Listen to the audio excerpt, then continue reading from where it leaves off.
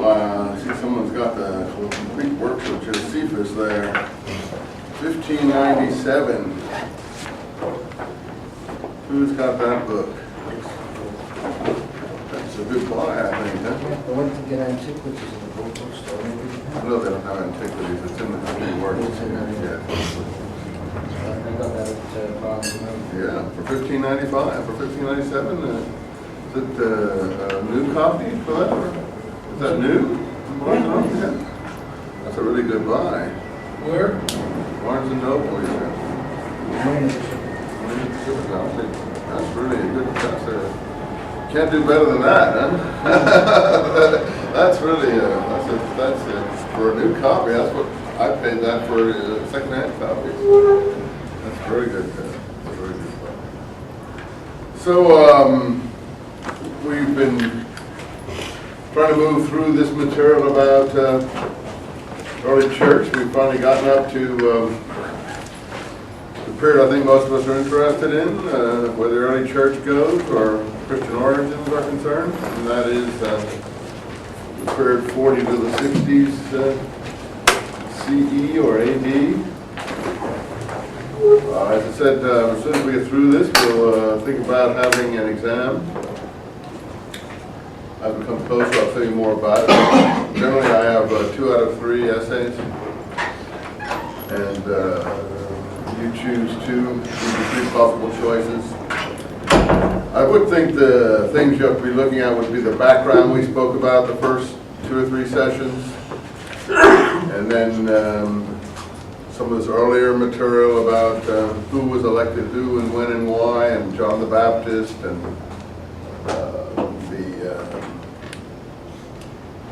the Acti Pilati, the Acts of Pilate, the false acts that were circulated, things that Eusebius covers in the first book mostly. The Actorus conversion, references to Thaddeus, Thomas, and so on. Now in the second book, and then the third possible question I'm sure will have to do with this second book mostly. These testimonies about James and things like that. Now, to judge by Eusebius, even inadvertently, I mean, James is the most important person in the early church as far as you can get from looking at this. I mean, he doesn't have any extra material about anyone except James that's of any solidity. And that's really surprising or interesting, perhaps not surprising. I mean, it doesn't surprise me now that I know what I think I know. But it's to the person who first approaches this, I think it's surprising. And then it's also very interesting, the wealth of material that he has from a variety of different sources, which suggests, and I don't mean to be constantly nefarious about this, which suggests a certain amount of suppression may have taken place when official ideology and approaches came to be finalized. And, it depends. Someone told me Carey is constantly citing James now in his speeches. I got an email from some people yesterday. Look at Carey, he did Jamesian. Well, I don't know about that. It doesn't seem like anything to me. But I mean, I can't tell what he is except he's ambitious. But a lot of folks are ambitious, so I guess you can't hold that against him. But it seems to me totally under the dominion of his father. I guess the other guy is too. So we got two people totally under the dominion of his father. I don't like either of their father, so I wouldn't be able to judge between them in that case. But Carey's father was this big internationalist, a UN obsessive person, and that frightens me, frankly. Because I have no respect for the UN whatsoever. I don't like the Bush's father being an oil company handout pocket bag person, shall we say. But, you know, in these days, I don't know who would be worse under those circumstances, but the UN, to my mind, is something that is completely frightening. I can deal with big corporations. They've been around for a long time. They're going to be around much longer even after we're gone, so whatever we do isn't going to affect that situation. Everyone's got their hand out, the big corporations, when they can get some money in their pocket. So it's not maybe the most admirable thing, but there's not anyone who isn't doing it. So I don't think that's necessarily the be-all and end-all, though I don't admire it. However, that being said, faith without works is dead, says Carey. So he's a big Jamesian, constantly quoting the letter of James. That may or may not affect you. In any case, James is extremely underestimated, as we know, in official histories. In fact, he's a non-person.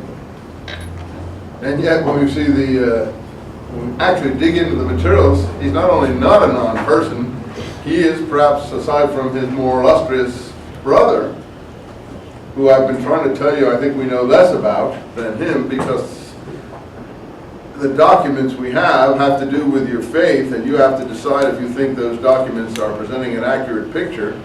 When I was young, as Paul said, I saw things as through a glass darkly, and then when I grew up, I put away childish things. Well, it took me till I was 50 or 55 to really grow up. So you guys have some time yet on that calendar. If you're anything like me, maybe you're already grown up. I mean, that woman had an affair with a 13-year-old boy, and he seems more mature than her. So I don't know. It's quite possible to be grown up when you're 13 in some societies.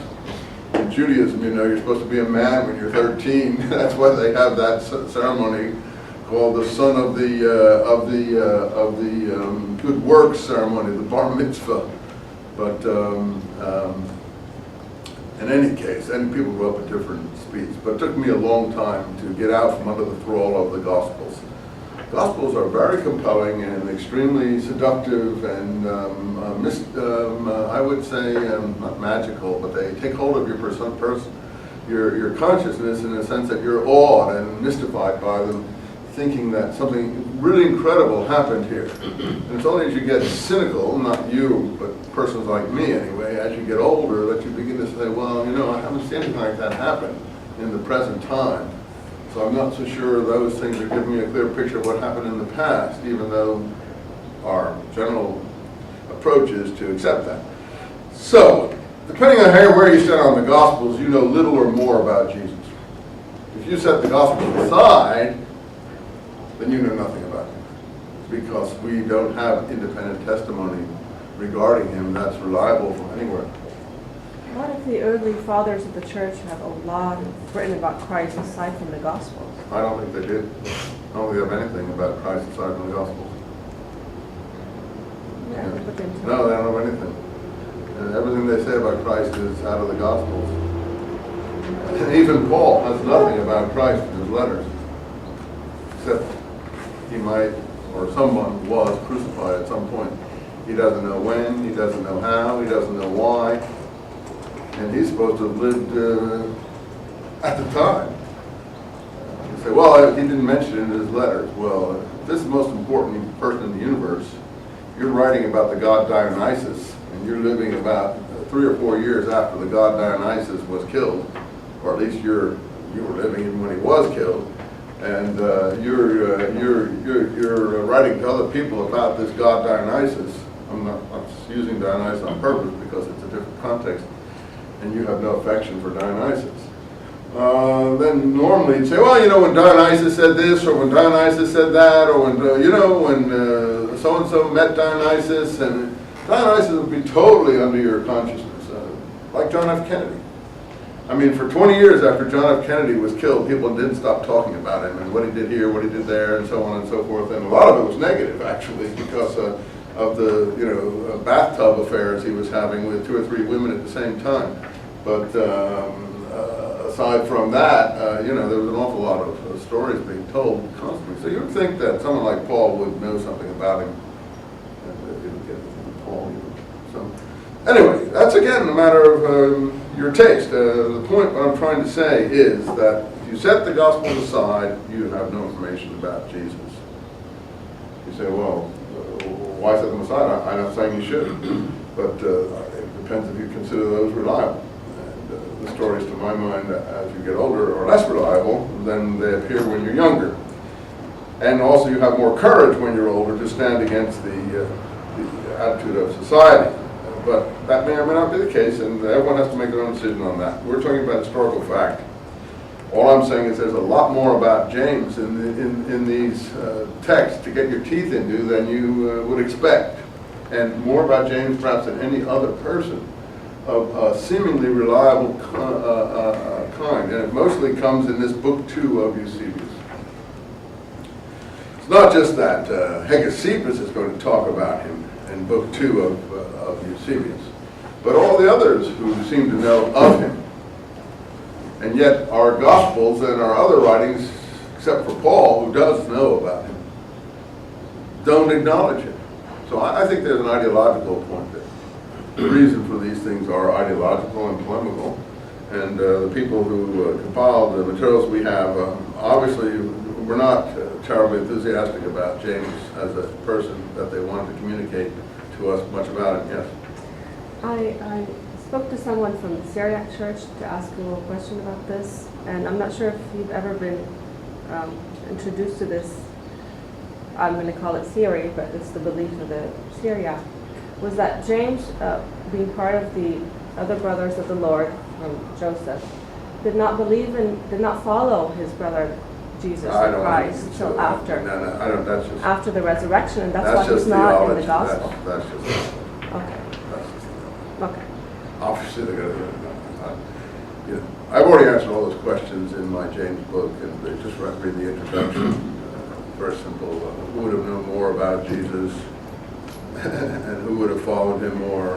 Those who were closest to him, those who spent their whole life with him, those who succeeded him, those who supposedly witnessed the resurrection and things of that kind. Those who, and now you're telling me that he didn't follow his brother. Someone else who was the enemy of Jesus followed him better. Now, come on. This may be good for theology. No, but we've been through all this, and I don't want the private debate because I want to move on. We're late in this class. I'm not trying to get testy like Bush, but I want to get moving because what you're throwing up to me is what, again, people say in churches and other environments. We've been through all that.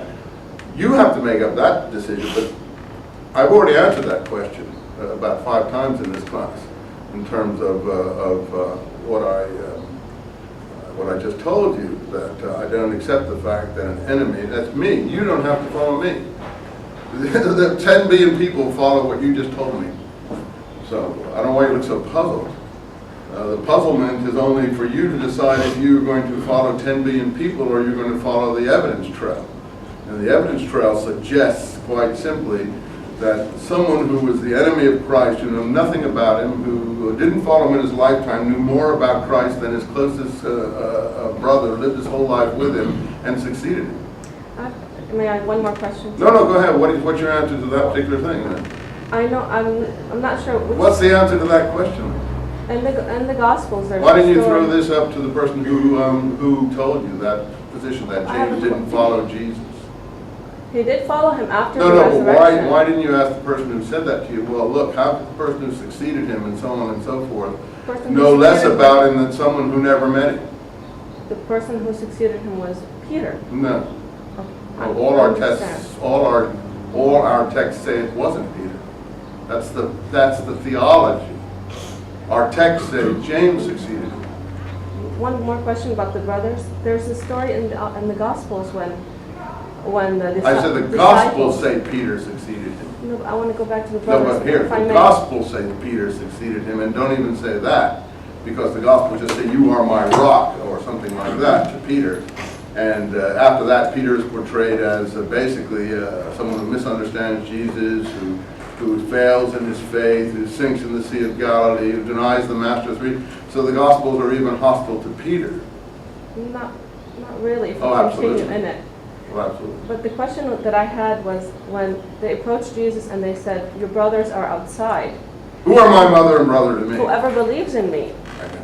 Well- Look, you know, these are good lines. These are very, I'm just trying to understand. yeah, I'm well, not there's trying nothing to to understand. confuse you. These are very good and appealing, how should we put it, aphorisms that went through the whole Mediterranean world. And again, I don't know why you look so puzzled to me. You have to make your choice of if you consider the position set forth in those materials as if some unknown person had a tape recorder and was recording all these materials, when in fact the actual events that are recorded, not only in Paul and elsewhere, seem to imply just the opposite. So what I'm saying, you're talking about a theological, polemical position. That is, that there's certain people, all documents have usually a spin, an agenda, an attitude line. There are people who compiled those documents who basically had a position that they felt the Messiah should or would or did have. And that position is Paulinized. In other words, as I told you from the get-go, in my personal view, I may be wrong, that is Jesus Paul speaking. So Jesus takes on the persona of Paul in the Gospels. Okay? We don't have the anti-Paul Gospels, but we do to some extent in the Pseudo-Clementines. So even like the eyewitness of John or Matthew are, I mean you eyewitness. think, No scholar accepts those as eyewitness accounts. they weren't there, they lived with them and No they scholars recorded what consider happened? those to be eyewitness They don't? accounts. Okay. No, because as we've seen, they contradict each other. And besides that, they think almost all modern scholarship in the quest, what's the quest for the historical Jesus about? If those are eyewitness accounts, we don't have any quest for the historical Jesus. We've been looking for the historical Jesus in modern scholarship, and no one has agreed on what he is for 150 years. So again, we're talking about academia versus churches. You're asking a churchman, and you can't expect a churchman to say any different than what he or she has said to you, because that person is upholding an institution. Thomas Jefferson made it very clear he felt that no priest was reliable, that these people were in fact upholding a power structure that they were forced to defend, and would always prefer that to what Thomas Jefferson felt was the truth. Therefore, he felt you had to separate church and state, lest you get the domination of these power structures. Now, I don't know if Thomas Jefferson is correct, and I really don't want to get off into that. What I'm trying to do, aside from the questions that you're wrestling with, and I think that's fine, and you're asking me questions that I think I've answered ad nauseum so far from my position. And you say, well, what about my position? Well, you're entitled to your position, and you're supposed to be wrestling with things, but I got to get through the material. And I think I've too many times talked about the Gospels, whether we can rely on them, whether we can't rely on them, to keep on beating that. You have to decide that for yourself. As I said, going back to what I started this, I already resolved that to myself sufficiently, but not till I was in my 50s. So it took me a long time to get out, I told you, to get out from the thrall of these materials, and to have the, shall we say, audacity, courage, individuality, whatever you want to call them, not just to deny them, which I don't. Because most atheists or agnostics, they just deny them, say, oh, I don't want to even talk about that, you know, et cetera, and they shove it all to all as, oh, I don't believe in God, and so on and so forth. No, that isn't how I would approach it. It isn't that I don't believe in God, or that I don't consider God an important concept, and things like that. I don't have anything to do with things like atheism, agnosticism, all those things. It's that I'm not going to agree that the gospel, I'm not willing to consent that the materials we have are reliable.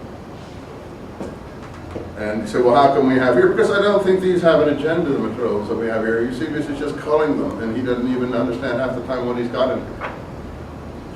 I started the discussion by saying Book 2 shows the importance of, that he has more material about this James person than he has about any other early hero. And again, I stand on that, if you set the Gospels aside, even more than Jesus. Second place in his narrative, because he's got Josephus, seems to go to John the Baptist. He's got some extra material about John the Baptist only because of Josephus. And the other people are just shadowy, very shadowy people.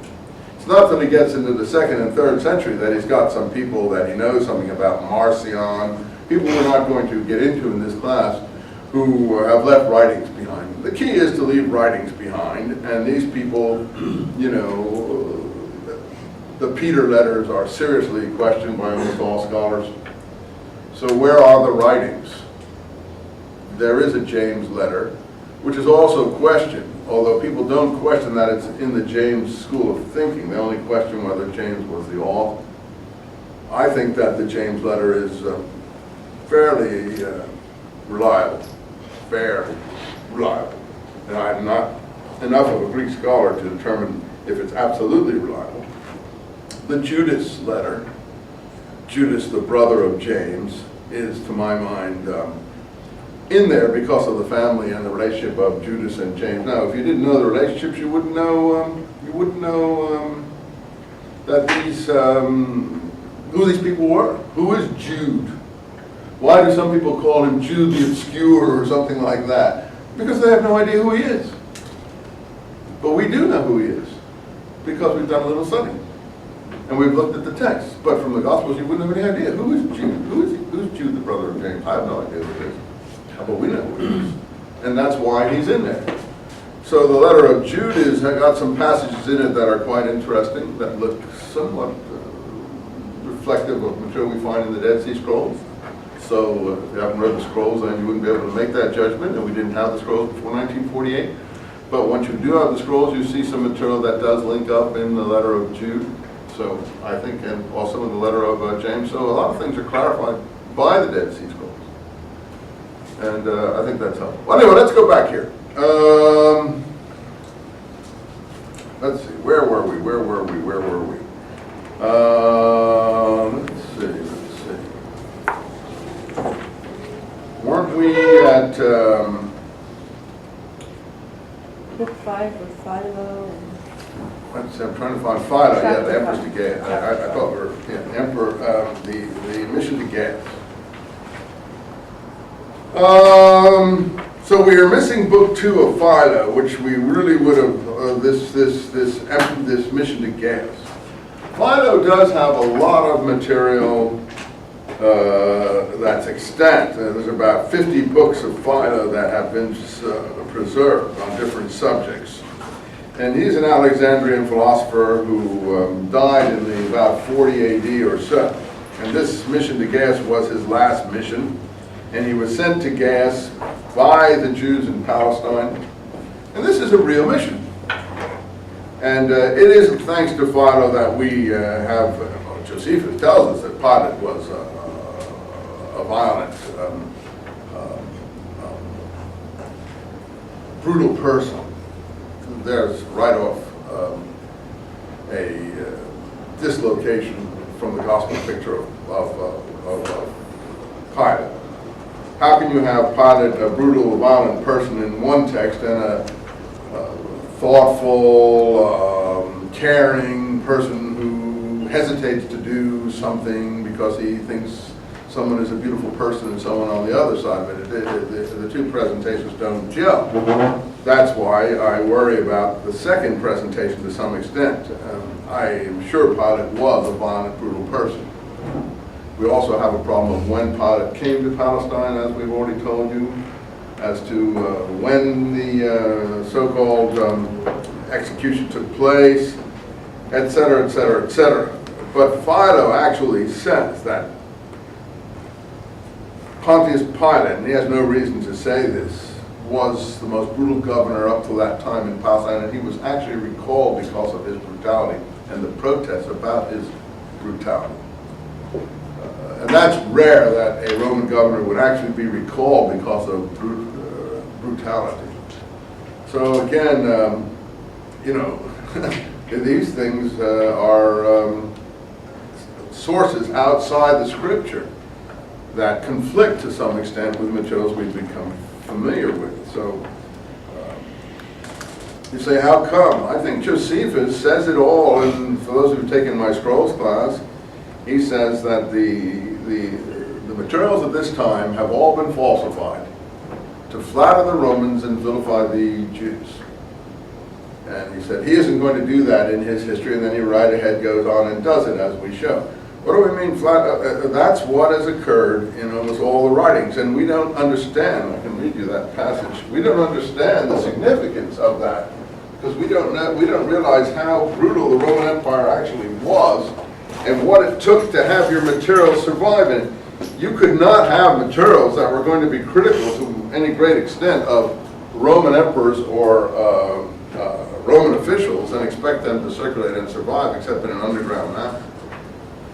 He says here in the introduction to his Jewish war here, which I think most people overlook, it's in the very first paragraph. He said, the war of the Jews against the Romans was the greatest of our time. This is in his Jewish war, where he wants to praise Titus, the emperor to be. Greater than perhaps any recorded struggle whether between cities and nations. That's a little exaggerated, obviously.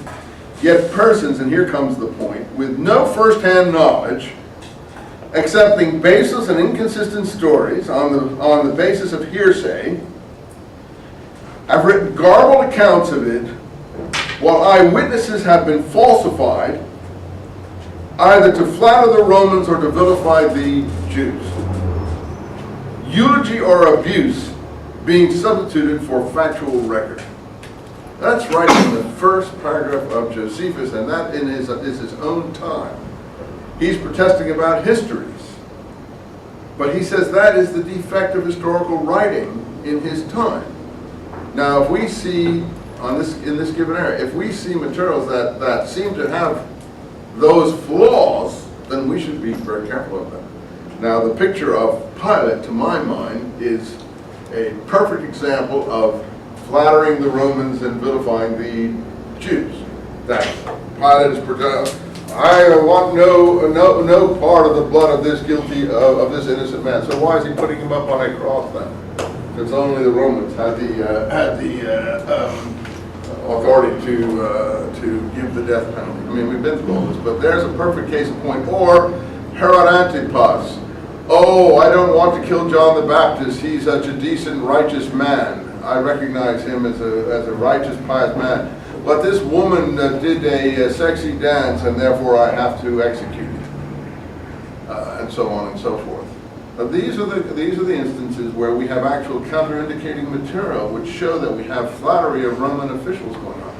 We have, as I said, centurions who are presented as saints, Roman centurions who give heavily to Jewish causes, supposedly. But this is like, this is almost, to my mind, I know that the believer doesn't see it that way, but I've come to see it that way. This is almost like presenting the big bad wolf as, who's the one, like Goldilocks. You know, I mean, the Roman centurion from Caesarea, who in Josephus says that the Caesarean legionnaires were particularly brutal, and they were the ones who goaded the Jews more than any other legionnaires by their violence and brutality to revolt against Rome.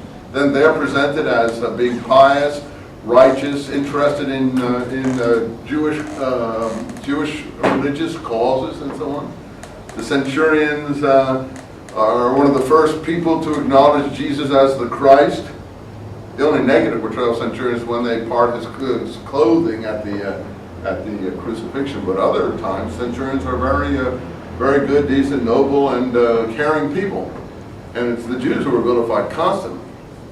Oh, Chorazin and Bethsaida, if the faith that had been shown, I forget how it's put, etc., elsewhere had been shown by you, you would have long ago been saved, or so on. So Lebanon, Phoenicia, Samaritans, every people are correct and presented positively.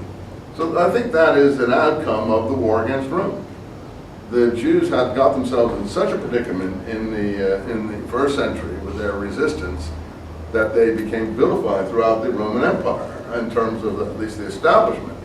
So then you had the dispute, as we're going to see, within the early church between the Paul and the James parties that was able to capitalize on that vilification in order to press home certain points about the law, which is where we are standing here, that Paul is a representative of the party of the anti-law people, And they're feeling oppressed by the pro-law people within the movement, not outside it. And they express their antagonism and animus, as we will see, in terms of the general hostility that is developed in the Roman imperial circles over the obstreperousness of Jews generally in the resistance era. Yeah.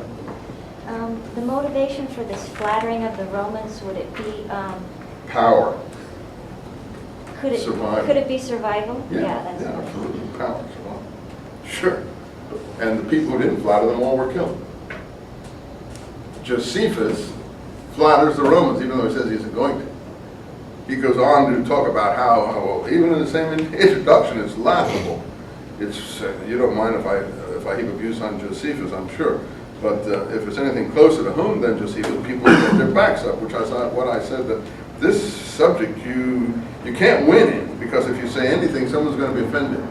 And particularly, as they say, religious things are the closest things to people's souls, and also their respect for their elders and their solidarity with their community, and the care that they feel for the traditions that their forefathers have handed down to them. It's a normal tribal loyalty that all feel. In Arabic, it's expressed in terms of asabiya, feeling for your people, tribe, community, and so on. He says, however, it's not my intention to counter the champions of the Romans by exaggerating the heroism of my own countrymen. I'll state the facts accurately and impartially. At the same time, the language which I record events reflect my own feelings and emotions, for I must permit myself to bewail my country's tragedy. She was destroyed by internal dissensions, and the Romans who so unwillingly set fire to the temple were brought in by the Jews' self-appointed rulers, as Titus Caesar, the temple's destroyer, has testified. He thinks that a puppet government of Herodians and people that the Romans put in power is a valid excuse for coming into the country. Sure, as Josephus tells us, the Pharisees, the chief priests, and the men of power, the Herodians, when the revolution grew out of hand, invited the Romans troops into the country to put it down, much like the Americans may be in Iraq, though I don't think that the people there invited us in. The point is that we had a war, that the peace treaty or the truce that followed the war was not being observed, and there had to be consequences of that. So it didn't have anything to do with the Iraqi people as such. But in any case, here, he wants us to believe that the Romans unwillingly came into the country and unwillingly set fire to the temple. At least he admits that they destroyed the temple. It's the same as the Gospels. The Romans unwillingly killed Jesus. Don't forget, there's parallels here constantly. Jesus is the temple in early Christianity. Just as the Romans destroyed the temple, the Romans crucified Christ. But the presentation in Josephus and in the Gospels is they did it unwillingly. The Jews forced them to. The Jews forced them to destroy their own temple.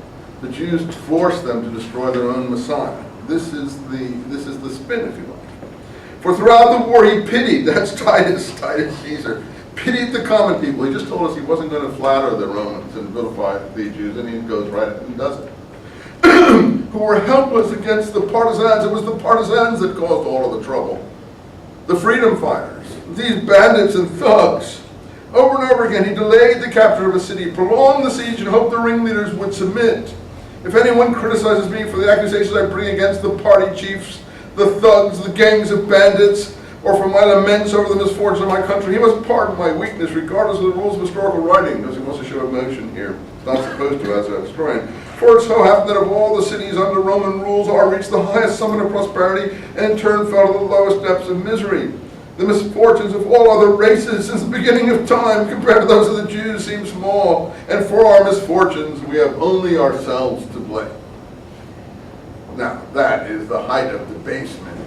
Now, no one in the Dead Sea Scrolls would ever think that for our misfortune we have only ourselves to blame. None of the revolutionaries, none of the people who refused to eat forbidden food, none of the people who underwent torture ever felt that their torturers, that they had only themselves to blame for this. In fact, they called down curses upon their enemies. And in the scrolls, which I think are the literature of the resistance movement, the people who did not do what Josephus did, survived by flattering their conquerors, There's never such an approach shown, and at the end of the Habakkuk commentary, they wish down destruction on all the peoples who serve idols and all the evil people on the earth. I'm not in agreement with wishing destruction on anyone.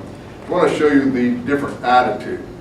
So this survived, that was put in caves. And for our misfortunes, which is the same as his blood be on us and our people in the Gospel of Matthew, the famous mea culpa in the Gospel of Matthew, in perpetuity. I don't think any crowd ever said that any more than I agree with that Josephus. We have only ourselves to blame. How can I master my feelings? If anyone is so disposed to pass harsh judgment on me, you must remember the facts along the story, only the grief is the writer's. Yes, he lost everything, except that he got to Rome on a nice pension, but he saw a lot of murder and killing and, total mayhem. And of course he feels bad about it, so he should. But he only survived because he was willing to apply the Jewish messianic prophecy to the Roman conquerors. And that's why he survived. And all the others who were unwilling to perished. So I think that tells you a little bit about, yes, what it took to survive in this period. So, I mean, I wouldn't blame the materials. I do blame them in the sense if they are full of animosity and hostility when they claim to be full of love. That I would feel is inappropriate. But you'll have to make that decision yourself. I have to move on here. Otherwise, we're never going to get through any of this. Let's go on. So, the Emperor to Gas we've finished, and the embassy to Gas. So Pontius Pilate, under whose crimes were committed, the crimes were committed against our Savior, having attempts on the contrary what was lawful among the Jews respecting the temple, which was then yet standing, excited them to great tumults. So for him, really, Pontius Pilate is not, at least for Eusebius, is not the problem. It's the Jews making trouble because people like Pontius Pilate wanted to do things that they disapproved of. What was the thing that he's referring to here that caused revolutionary strife among the Jews that Josephus tells us about in Pontius Pilate's reign? Well, one thing was that he wanted to put the emperor's bust in the temple, and he wanted to let the Roman soldiers go into the temple with the emperor's bust on their ensigns, and the Jews became terribly upset and actually begged him, and he went down and basically lied on their hands and knees before him in Caesarea to beg him not to do this. And then he sent his thugs into the mob with concealed weapons and clubbed a large number of them to death for their trouble. This is Pontius Pilate, even in Josephus, and he says also that Philo says some other things. But again, Eusebius is not too upset about what happens to these people. After the death of Tiberius, Gaius, that's Caligula, having received the government, this is 37 AD, after numerous acts of tyranny against many, did not a little afflict the Jews in particular. Once again, the emperors go after the people in Palestine. We may soon learn this from the declaration of the same author, who then goes on, this is his quoting from Philo, about how Gaius, which is Caligula, wanted to erect not just the medallions on the Roman legionnaire standards, but he wanted to have himself erected in the temple as a statue of the almighty Jupiter. And this is, of course, why Philo is on his mission to Gaius, to try to convince him not to do this, because it would cause tremendous turmoil in Palestine. So this is really what the upset in Palestine is about, these kinds of things, that the conflicts with the Roman authorities. And he says Josephus agrees with him. Pilate, being sent by Tiberius as procurator in Judea, carried the images of Caesar into the temple. So it's all there. He quotes the stuff from Josephus on what happened. And there was a great tumult. He also tried to take the temple treasure to build projects, which I think a reasonable person would probably want to do, but that would have upset them even more. The multitude was sorely grieved. and so on and so forth. He then had the multitude out there, and he does do this, and then at a signal from himself, he had his secret agents club the people in the crowd to death. This is even, you say, well, how did this survive? Well, that's really crazy that a few things like that do get through. Maybe that's why Josephus, I think, was executed, because there was enough in his works to also condemn him, even though he was a terrible flatterer. So there were other commotions that took place under Pontius Pilate, or uprisings. And then, of course, Eusebius puts his conclusion on, showing that from the time tumults, wars, plots, this is from the little apocalypse, never ceased one after the other, until Vespasian's siege overwhelmed them. Thus, divine justice overtook the Jews for their crimes against the Christ.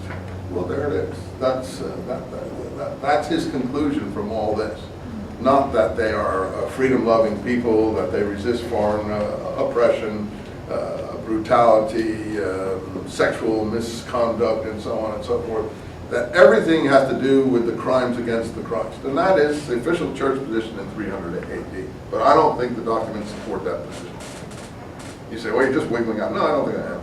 I think that is Greek anti-Semitism that has penetrated the whole approach. And it doesn't affect anyone else.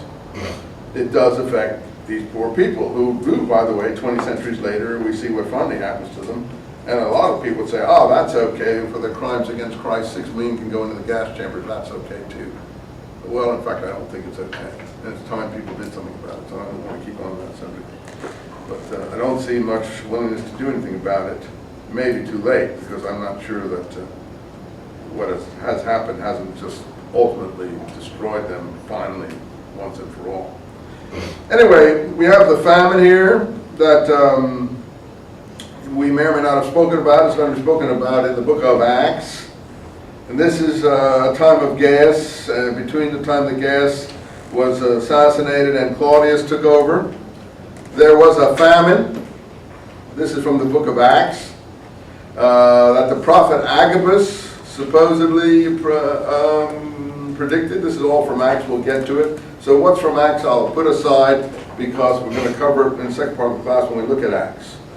Now we have, of course, also following Acts now. He's put Josephus aside, he's following Acts. About this time, Herod the king prepared to afflict the church and slew James, the brother of John, with the sword. That's a direct quote from Acts 11 and 12.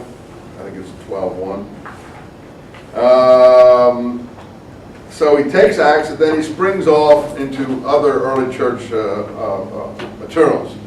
Clement, which is who was a 2nd century writer from Alexandria, adds a narrative worthy of in the 7th book of his Institutions. In other words, more material from Clement, who's in the 200s, or the 100s to the 200s. He says, the man who led him to the judgment seat, seeing him bearing the testimony to the faith. See, there's an anecdote about James, the brother of John, which we would expect more about Jesus too. Confessed himself a Christian. Therefore, says he, both were led away to die. On the way, entreated James to be forgiven of him. And James, considered a little, replied, peace be to you, and kissed him, and both were beheaded at the same time. So that's a little apocryphal anecdote. I'm not sure I think it's reliable, but the point of the matter is that there's some extra material that he finally is able to cull from the early church fathers about somebody. In this case, James, the brother of John. Anyway, goes back to Acts here. Then seeing that the deed gave pleasure to the Jews, according to his take on it, and the take of the book of Acts, he also imprisoned Peter. That is Herod the king. Well, let's go back now. If you don't know this period and what we've been talking about, who is Herod the king? Who is it? Well, you automatically think it's Herod the Great, right? But Herod the Great died in 4 BC. So it's not Herod the Great. So which of the succeeding Herods? Is it Herod the Tetrarch? Who is it? Well, the gospel writers and the book of Acts they don't know. That's how accurate their material is, because they're writing second and third hand overseas. They know someone in the Herodian family did this, and they just call them all Herod. But their knowledge is imprecise. Again, it's unlike Josephus, who's much more precise. You say, well, if they're following Josephus, why didn't they make it more precise? Well, I don't think they took the trouble to make it more precise. When were these materials, the Gospels, written? Nobody knows, but, well, they're written in an Hellenistic environment with that. They're written in the Greek language. So, theories are bound. Anyway, they go through a redaction process, so we don't know where they finally emerged. A very good book on this is by S.G.F. Brandon.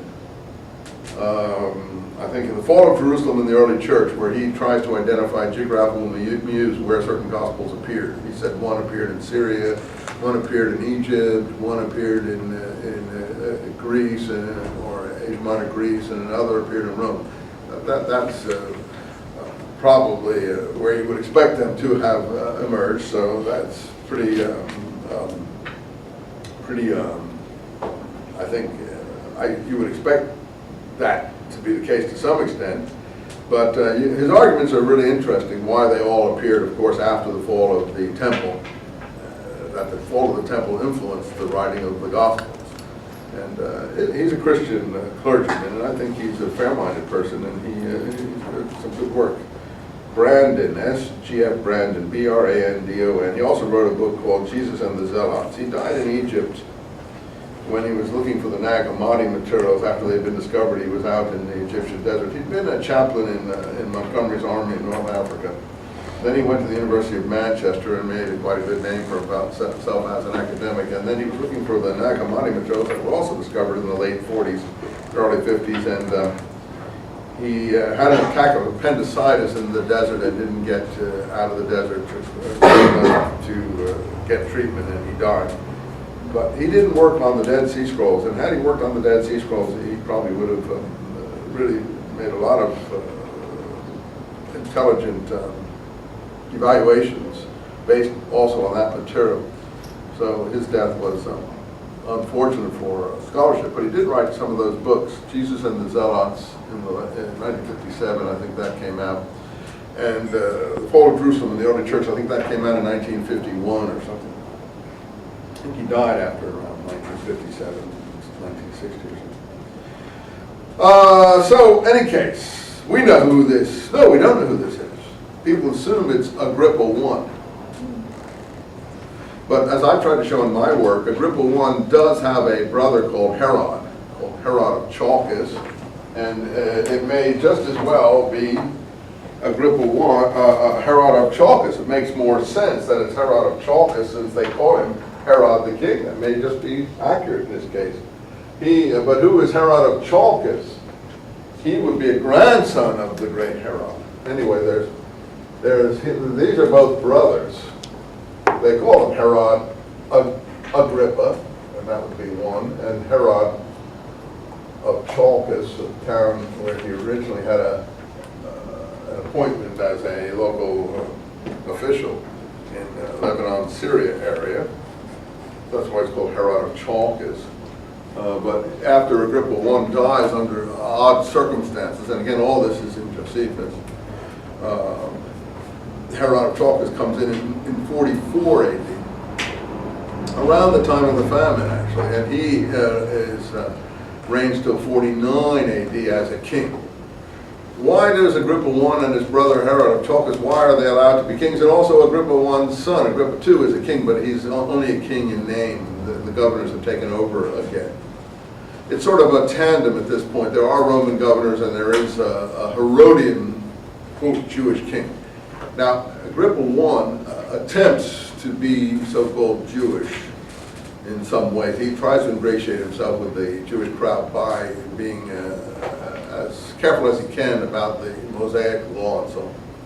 The other Herodians don't, and Herod of Chalcis certainly doesn't. And Herod of Chalcis, Josephus tells us, imprisoned a lot of people and executed a lot of people.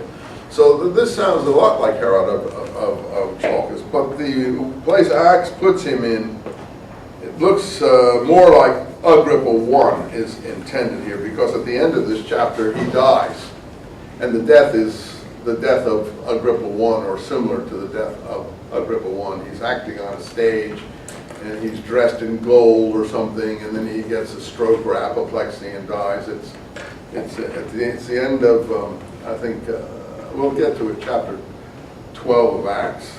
So this Herod seems to be a double person, Herod Antipas and Agrippa I, all combined in one. At least as far as, this is a problem with the writing, and that's why these are secondary materials. These are not primary materials. They've gone through, you know, a certain sort of transmission process, and may have, as Josephus says, been garbled in the process. We'll see what we think. Anyway, so he beheads this other James just in time to introduce the other James. That is, there's two Jameses, as we've heard earlier in this book. One, the brother of John, and the other, the brother of Jesus, which is a strange sort of tandem there, two brothers of somebody. So in any case, then Peter is imprisoned and he escapes, and the guards are all executed because of his miraculous escape, according to the book of Acts. It's not presented here. It's chapter 10. We are talking about Herod Agrippa again. So he thinks Herod the king is Herod Agrippa, because that's the sequence in Acts. I'm not sure it is Herod Agrippa, but in any case, this is Agrippa I. He talks about, let's see,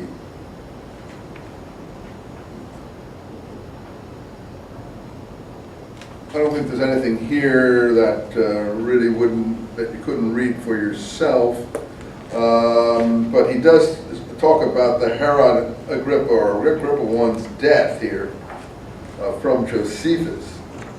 I, your God, now commanded to depart from this life, and so on and so forth. I felt the pain through his heart. A sudden pang seized his bowels and tormented him. This is the picture of Agrippa I's death in Josephus. At length, overpowered by the pain of his bowels for 4 days, he ended his life in his 54th year, in the 7th year of his reign. He reigned really as king under Caesar for 4 years. So he died in 44. And Philip's tetrarchy had been given him, so he was actually a king. Well, Acts also presents his death in a slightly different way, but it is a theatrical death of some kind. So it looks like Acts is talking about Agrippa I. Anyway, these are fine points we don't need. Let's move along. Back to Theudas. Concerning the impostor Theudas, he says that Gamaliel in Acts talks about Theudas arose, and he was somebody. Josephus in the Antiquities, book 20, tells us who Theudas is. So he gives the actual testimony here, which is what I would do. So Eusebius and I would be on the same wavelength to actually go to and give the real material. Here, Theudas persuades during the governorship of Fadus, which is around the time of Agrippa I's death, around the time of the famine, in the 44-45 period. Now, I think it's interesting because to my mind, the person beheaded in this period is Theudas. Josephus is careful to give us all the executions in these periods of any note. I'm sure there were others, but these were the ones of important executions. And notice how Eusebius catalogs these things. There's Theudas, and then there's Helen. And all these events seem to be, and there's the famine. Now, Acts will tie these things together too in its own way, but Eusebius is well aware, and he depends on Josephus and others, that these things are all connected. One of the things that happens during this famine, it looks like, is that Theudas leads the multitude out of the country to pass the River Jordan. We have an exodus. And he claimed to be a prophet, and that the Jordan would open it at his demand. In the Bible, who parts the River Jordan in order to cross? Most people don't know this episode. It's in the book of Joshua. Joshua leads the Hebrew people into Palestine by parting the waters of the River Jordan. So this is Theudas is doing a reverse Joshua, or wants to do a reverse Joshua. And the Romans don't like this, as they don't like any of these things. So, you know, it isn't because these pretenders and agitators and imposters, as people like Josephus and others call them, that the Romans, like Pontius Pilate, sympathize with them. They hate them. They destroy them at every moment. I honestly think that Jesus is one of these people, if we can pinpoint him with any precision, and that the Romans executed him as they did all the others. It wasn't that they liked Jesus. They don't feel this way towards Paul. Why? Because Paul is a good Roman citizen. I don't think Jesus ever pulled out his Roman citizenship and asked the Romans for any pity or mercy or favor. But Paul does it constantly. So obviously, in fact, the Romans send military contingents to rescue Paul and take him under guard to rescue him from the Jewish crowd. That's why I consider the Jesus picture of Jesus in the Gospels influenced by what actually happens in Paul's life. You say, oh, you can't prove that. No, of course not. But this is what this is what really happens to agitators who present themselves as prophets and want to lead the people out into the wilderness. There, as Josephus says, to show them the signs of their impending redemption. Josephus says it in two occasions, once in the war and once in the Antiquities, that at this time there were lots of imposters, prophets, and other people leading the people out into the wilderness to show them the signs, the messianic signs, if you like, of their impending freedom or redemption. He puts it in two ways. Well, what does Jesus do in Scripture? He leads the people theoretically out into the wilderness, and what does he do there? He shows them the signs. And what are the signs? He multiplies the loaves and the fishes. He turns water into wine. And these are the signs according to the Gospels. Well, he's one of these kind of people who is leading the people out into the wilderness to show them the signs. So is Theudas. And what happens to Theudas? He gets butchered. Well, the Romans don't like this sort of agitation in this period and consider it to be a threat. And John the Baptist likewise. So I think all these are consistently part of the same stream of individuals. And we say, no, Jesus was different. Yes, because the Gospels present a different Jesus who is at peace with the Roman Empire and not with his own people. So that's something you're going to have to decide about. But anyway, they also present a popular Jesus. And I don't think that you're going to have a popular Jesus at peace with the Roman Empire. Okay. But Phaz did not suffer them to enjoy their folly. He sent a troop of horsemen against them, and who fell on them and slew many, but he took Theudas captive and then beheaded him. Theudas is beheaded in this period. Now I, in my work, consider Theudas one of the brothers of Jesus. That is Judas of James. That is, Theudas is a name for Judas. Thaddeus, Judas, Theudas. It's also Theudas is mentioned in the Nag Hammadi materials as the brother of the just one. Well, Theudas is the brother of the just one. In theory, the literature of the just one is supposed to be James. The letter of Jude, he's called the brother of James. This is tenuous, I admit. The other thing that I think is interesting about Theudas as a brother of Jesus is that he's doing a Jesus-like miracle. Jesus is the Greek name for Joshua, and Theudas is presenting himself as a Jesus, as a Joshua incarnate, what we call a Joshua redivivus, a Joshua come back to life. So Theudas is a kind of, I argue this in my James book quite extensively, a Joshua redivivus, a Joshua come back to life.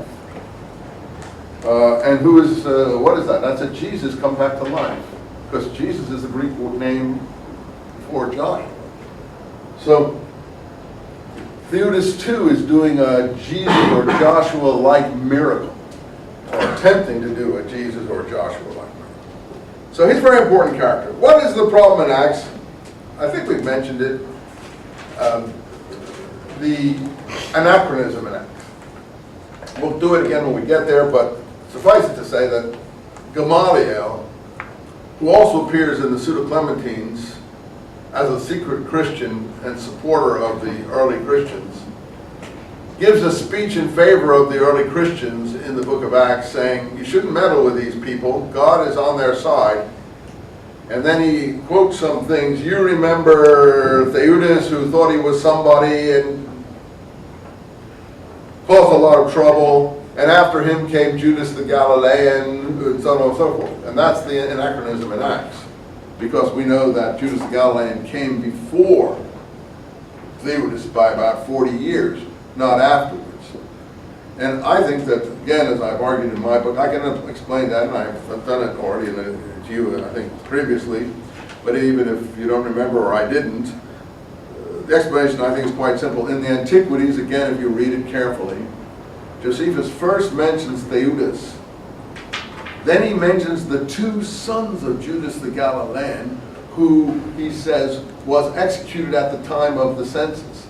So in talking about the two sons of Judas the Galilean who are executed next, he tells us that who Judas the Galilean was. So the writer of Acts, working quickly or even from memory off text like this, gets it confused, seeing quickly in his cursory reading of Josephus that Judas the Galilean was mentioned after Theudas. So therefore, he puts Judas the Galilean after Theudas in the speech by Gamaliel.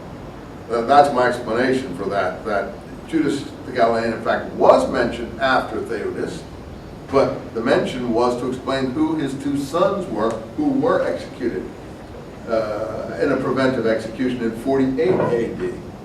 This is all very complicated if you haven't read Josephus. I've urged you to try to take a look at that, but you don't really need to. We have the most of the material here. Okay, so that's enough about that. We're going to come back to it when we do the book of Acts.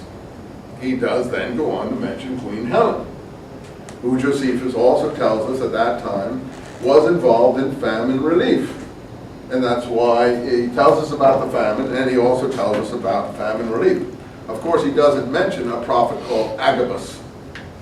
And I think I will be able to explain that from the Eusebius materials about Agabus, who is considered in Syriac sources to be Queen Helen's husband. So the prophet Agabus is, to my mind, will turn out to be a garbled version of Agabus that the writer of the book of Acts has also confused or garbled or on purpose done this with. And he appears again. Agabus will appear again, but I promise you there was never a Palestinian prophet called Agabus. But there are prophets in this period whom Agabus or Agabus or whomever reflect. And I think we'll be able to show. I know who the second Agabus is and who he reflects in the actual time. But this is very specialized knowledge, and we're doing it in a class like this, and I don't expect you can talk to anyone in the bigger world about this because they do not have the sources you have now. They don't have the text before them. They only have the one source, and it's like talking to someone about the Quran. When someone's only read the Quran, you can't tell them about things that came before the Quran. They get very angry at you.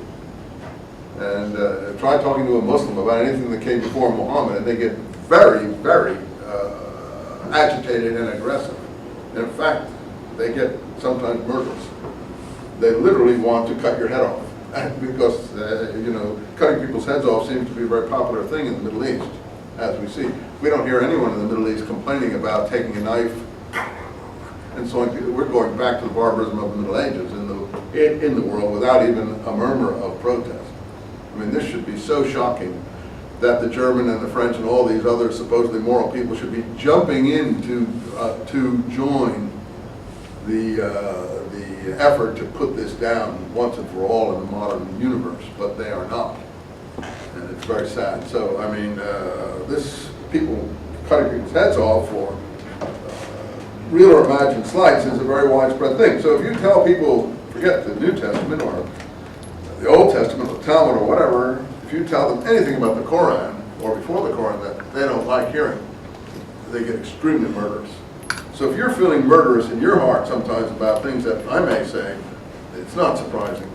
It's the normal reaction of people who consider the heritage that they have been bequested or bequeathed precious, and they don't like anyone trampling on it.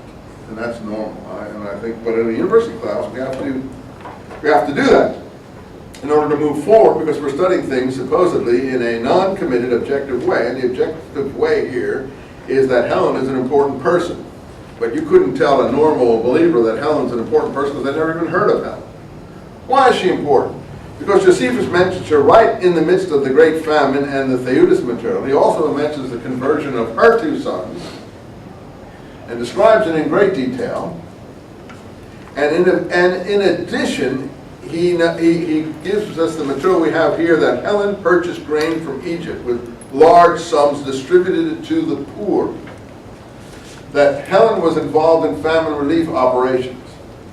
He understands the significance of that, Eusebius, because he's done a little reading, even though he's a very bigoted person and a very malicious person, but he has done some homework. He's not a dope. And he realizes that overlaps with Barnabas and Paul's famine relief mission from Antioch. Because the book of Acts says that there was a famine and Paul and Barnabas were sent up to Jerusalem with famine relief funds. That's in the same chapter as this beheading of James, the brother of John. So you see, it's all centering around the same materials. The beheading of James, the brother of John. The beheading of Theudas. The famine relief activities.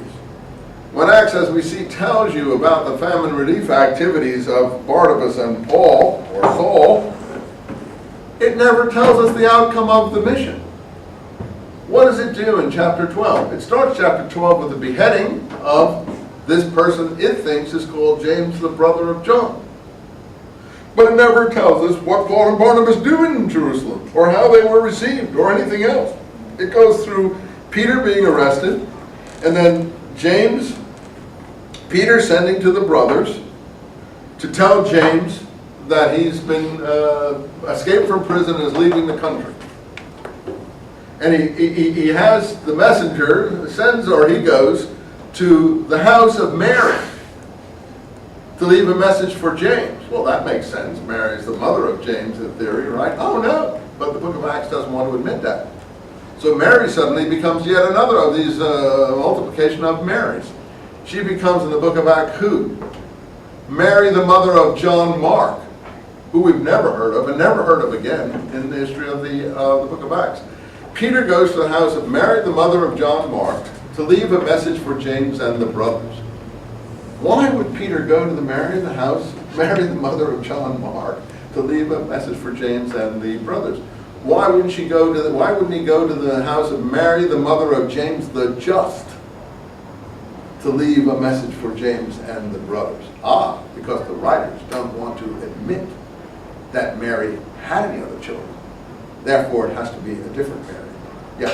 What if she's just an important figure for the early church? There's lots of what ifs. I'm not saying, I'm giving you an alternate explanation. You can defend the manuscripts if you want, that's fine. I'm giving you a way of seeing the manuscript in a different way. Your gut instinct is always going to be defend the manuscript as it's given because that's the tradition you have inherited. So you always have a what if. What I want to do is say, what if what I'm saying has some validity? That is the question that has to be answered is, who is this Mary, the mother of John Mark? Oh, we say, well, she's important. No, she's not. We never hear her before or since. And how come we have so many Marys? And what's going on here? Why did he go to Mary's house to leave a message for James? Why not just go to Mary, James's mother's house to leave a message for James? Since we know that Mary had a house in Jerusalem, according to numerous documents of this time. Anyway, it's too complicated to go further, but what I'm trying to say is, we'll farther afield again, Acts 12 does not tell us about Paul and Barnabas' famine relief mission. It goes through all this material and ends with the death of Agrippa I in a weird way, in a theatrical way. And then it laconically says at the end, and Paul and Barnabas returned from their famine relief mission. But it never told us anything about what happened in between. Instead, it gave us all this other material. Why am I having a chuckle? Because I think there's a lot going on here under the surface that Acts is not telling us about that more than meets the eye. And that's my point in this class, to try to alert you as students to these things so that you can look into them. You don't have to agree with me, and I don't expect you would or should. But you must at least wrestle with these problems to some extent yourself. That's all. You're trying to do that. Your explanation, as hers is, James didn't follow the real doctrine of Jesus. Your explanation is, oh, maybe there was another Mary who was important in the early church. Yeah, these are all possible explanations. John Kerry wouldn't let them fly very much. If Bush said them, he'd be pouncing on them like a tiger.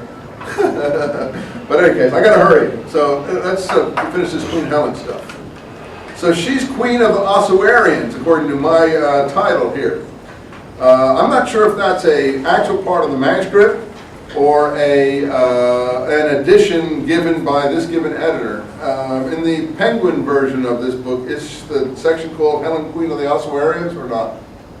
Queen of Adiabene? You say Adiabene. Mine says Queen of the Ossuarians. Yours says Queen of the so there are different editions of this. Yeah, this is, the question is what the original man, we'd have to look into this whole question. I think yours has updated it because we know she's Queen of Adiabene. But the fact that she's Queen of the Ossuarians, I think, is following Syriac tradition, wherein Helen is Agabus' wife. And therefore, since Agabus is king of the Ossuarians, she is Queen of the Ossuarians. Now, someone has said, no, she's not Queen of the Ossuarians, she's Queen of Adiabene, which is Kurdistan, which is further east than Syria. And as we know, the Assyrians and the Kurds are all mixed together anyway, even in modern Iraq. We have someone from Syriac background here, so therefore we want to be particularly careful about these people. So in any case, so they distributed the funds, and of this same Helen, splendid monuments are still seen in the suburbs of Jerusalem to this day, called Aelia. That is, Jerusalem was renamed Aelia Capitolana after all the uprisings, and she was said to have been the queen of the Adiabene. Of Adiabene is this area in Kurdistan. We then jump right into the discussion of Simon Magus, and that is really interesting because I'm going to come back to this Queen Helen of Adiabene often, and her famine relief shop. Now, she is praised in Josephus for her famine relief operations. She is praised in the Talmud for her famine relief operations, so this is all known. Now, some people in my other class had a copy of Josephus, and on the cover of it was a picture of the monument from the Arch of Titus, that the victory celebration of Titus, the booty that was taken to Rome. Does anyone have that copy of Josephus, and that they can hold it up to us? The Penguin version of Josephus, anyone have that? That's a different, that's Eusebius. I'm talking about Josephus. Anyone have Josephus with them? No. Anyway, it's a famous icon.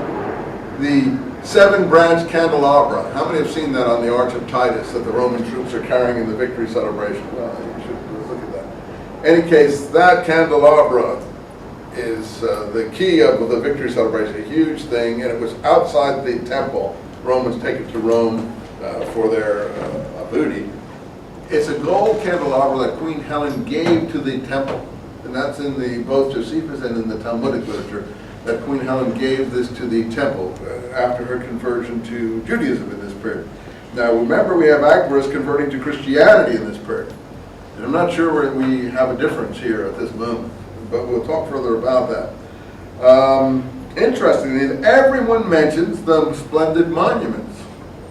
The monuments are the funeral monuments of her family outside Jerusalem. There is a rock-cut tomb which had great pyramids on top of it, and it's still there today in Jerusalem. The pyramids have gone, but Josephus mentions it, Eusebius mentions it. He says it's there in his own time, you see. It's still there in 300 AD. The monuments are still there, of Queen Helen's family tomb in Jerusalem. And I thought she had a hat on there saying Adiabene, but it turns out her hat says Abercrombie. But in any case, it's got the same ending. In any case, this tomb, my friend is waiting to get in this room. I want to try to get a good place to stop here. This tomb is noted by all sources, including Eusebius, Josephus, the Talmud, and just about everyone else. It's an extremely important tomb. It's called the Tomb of the Kings. If you go to Jerusalem, you can visit it to this day. I have a picture of it inside in my James book, which my kids took with my wife and I on the cover, on the steps there of this tomb, and it's really impressive. I think it has a lot to do with the burial of Jesus in Scripture, but we'll leave that aside at the moment. Notice chapter 13 on Simon Magus. I thought we were going to get to James today, but we're going to have to wait till next time to get to James. That's why I prefer not to get into our discussions, even though I know they're important to you and they are important to everyone to get out their frustrations. And I appreciate that. It's just that I'm so far behind here that I'm frustrated to some extent. Notice Simon Magus. Notice the precision that we have here. Where is he getting this from? Simon, a certain Samaritan of a village called Giton, was one of a number who in the reign of Claudius performed many magical rites. So we have more magic and signs performed by this Simon and certain things that he is supposed to have done. So he knows more than Acts knows about Simon. In fact, he knows that Simon came from a village called Giton or Gita in Samaria. Acts doesn't tell us that. Acts just has Peter and I think, is it Philip, confronting Simon in Samaria. But they don't say that he was a Samaritan. They don't tell us that he was born in Samaria. Now the pseudo-Clementine recognitions do tell us that Simon was born in Gita in Samaria. So there's more precision. I assume he's getting it from documents like the pseudo-Clementine recognitions. There are other early church fathers who know that Simon is a Samaritan and he does come from a town called Gita in Samaria. We'll come back to that. But notice, he has a girlfriend called Helen. We've just talked about Queen Helen of Adiabene and the fact that she was interested in Judaism and Jewish causes. And suddenly in the very next chapter, we have Simon with a girlfriend called Helen, who they say was a prostitute that he took out of the brothels of Tyre. I doubt that very much. This is from Irenaeus, one of the most extreme of the early church fathers. And Irenaeus probably also has the material about Simon being a Samaritan. So that is something I want to pick up next time. That's really interesting, who these people are. In my work, I suggest that one of the reasons Helen has the suspected adulterous passage from the book of Leviticus inscribed in gold leaf on the temple wall, and that's in Josephus and in the Talmud, that she had a plaque put up on the temple containing the suspected adulteress, which means she had an inordinate interest in the false accusations of adultery, and that she would have it put up in gold leaf on the temple wall. Makes me think that all these things are connected, and that this Helen may originally have been someone who was involved in a Rasputin-like situation, the way Rasputin was involved with the Roman imperial, with the Russian imperial family, that she in her earlier days may have been involved with Simon Magus. So I think that's going to be really interesting. Sorry to leave you off at that pace. My friend is trying to get in here, and we've got to clear out.